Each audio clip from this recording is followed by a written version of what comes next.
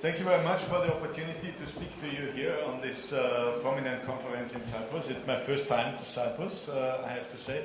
However, it's raining outside, so not such a good sign. I will speak in English, and I will draw a small story about what we believe in Belabs about the future of telecommunication, but in an essence, it's more than telecommunication, it's society. There were already a few words given about smart cities, e-government, etc. So we speak much more about society than just pure on telecommunication. And this is also our core business in Belabs. I am partner in Belabs, and Belabs is a quite old research company, happens to be part of Nokia now, but it was 1925 when we were founded by American telephony and telegraphy company at that time, and there was a mission statement which is on the screen, which was saying, you guys, you need to take care about the recognized needs of society and see what your technology can do for that and what are the benefits. And this is how we started, and this is how we still work on, and this is our mission. We do that in a very research and academic way, but need to bring it into the real operation naturally. And this is a track record just to illustrate what are the simple KPIs of our team. It's simply patents and innovation. And you see from the left to the right, there are the patents, there are the prices, there is even Nobel Prizes coming out. There are really innovations which are driving our life. And that's why I want to give you also a formula. Of course, we are mathematical guys, so the formula, sorry, it was too fast. So the formula is algebra and graph theory, and I want to have that business and economics and society put together with technology is more than just 1 + 1 + 1 is 3. It should be much more when we do it clever, and it should be also have a kind of multiplication approach. That is what I want to have, and this is what I try to explain you now in the next, I try to do it in 10 minutes. So what is really happening? Happening is we are leaving telecommunication era. We are going into the Internet of Things, to the robotics, e-government was all mentioned, but in an essence, it's not the communication between people, it's the communication between things increasingly, and things are communicating with us and in between. And there is also a kind of physical and chemistry relation in between, which is the fundament of all the industry. When you go to any industry, there is some steering, some controlling, some doing, some deciding, and this is coming now suddenly into the intelligence of the network. And finally, it's about speed. So when you do the same stuff in the same way as in the old days, it doesn't work. So it's speed coming up, but I will emphasize the speed aspect in two directions, which is this one. We always talk about broadband. The title of my speech is also broadband, ultra broadband, hyper broadband, whatever. Faster, faster, faster in terms of delivering the bits and bytes. But that's not enough. This research is showing that there are various different services. So you have the classical broadband, surfing, video communication services on the left side. And of course, we want to have it faster and faster. But also when you go increasingly into robotics, control systems, smart grid systems, smart city systems, surveillance systems, security systems, you want to have results fast. You cannot wait for more than a millisecond or 10 milliseconds when you want to control something which is important for life. So when safety is coming into the picture, the latency time is coming into the picture. So this should this graph show, and there are 4 quadrants which we need to address. It's not only the left side with the video increasing, it's also the down bottom left side with the things, but it's also augmented reality, augmented intelligence, virtual reality, etc., and system control is coming into the picture. So now, what does that mean? That means a fundamental change in our networks, because our networks are relatively trivial because they are linear. So you have a device, You have an access, you have an IP network, you go to the cloud, you go to a server which is somewhere, and then you do it. And this is not good enough when, so this is now the speculation, when there are many, many more things than people, when the latency time needs to be much, much faster, when also the things become smaller and the battery lifetime becomes much, much longer. You have maybe sensors which have a lifetime of years, and you want to control something with it. So naturally, and here comes the really important point, the processing power and the access are moving together. And this is what we call cloud edge. So the intelligence, the processing power cannot be somewhere in Sunnyvale, in Silicon Valley, in one of the WhatsApp servers or Google servers or Amazon servers. It needs to be here.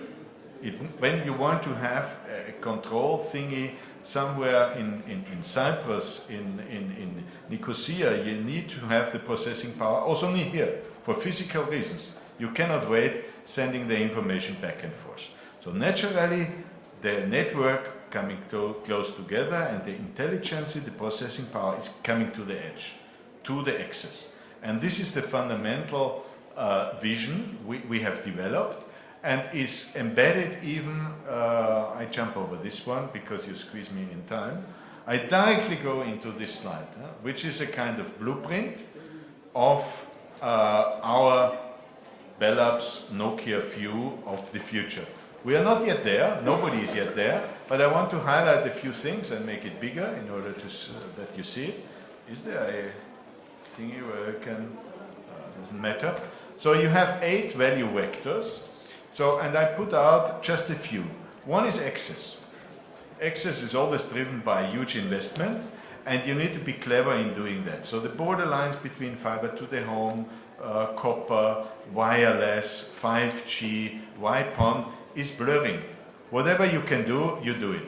It's in any case IP. But it means that you need to have a control layer which is capable of handling the different access. So that is important. That's why on the lower level you see something like cloud edge, universal access. So at the very last point you decide whether you go via the air or via the ground, via the existing copper, via the fiber you build out. And then comes the upper layer, which are then going into operation, highly automated operation. When we look to our balance sheet, where is the cost going? It's going to the OPEX. The daily OPEX, the direct cost of just handling the network and keeping the subscribers happy, this is driving the balance sheet. It's not the digging into the ground. So, naturally, automation is the name of the game. So you see the layer number 5 and 6, it's the automation which is driving the operation there. And then comes on top one thing where is really little time to exploit here, but it's very important, it's the openness of the ecosystems. So you cannot do all the services by yourselves anymore. There are plenty of other nice services. We see it in the internet space. There is taxi, there is Uber, there is Airbnb, there is whatever, name it, booking. This is all something on top of the existing access networks. So consequently, and this is positive, because it's driving the business. It's driving smart city, whatever applications. But the openness is important, and the open API, which is written down quite small, is so important for our business in the service provider domain. So this is what I want to give to you. When you want to remember one thing, please take this one. But now comes 5G. So everybody is speaking about 5G and spectrum and the regulation. It was named even before. 5G is something which is probably coming earlier than we expect because it has a very huge potential, but it's not a technology potential. Of course, my colleagues and everybody in the world is working very hard to embrace the difficulties of the radio access. So it's much faster, it's much more fast in terms of latency. Many more spectrum bands can be used. You can go up to 60 gigahertz unlicensed spectrum. You can go down to a few hundred megahertz. So it's an all singing, all dancing solution. But that's not the point. The point is what services you can carve out.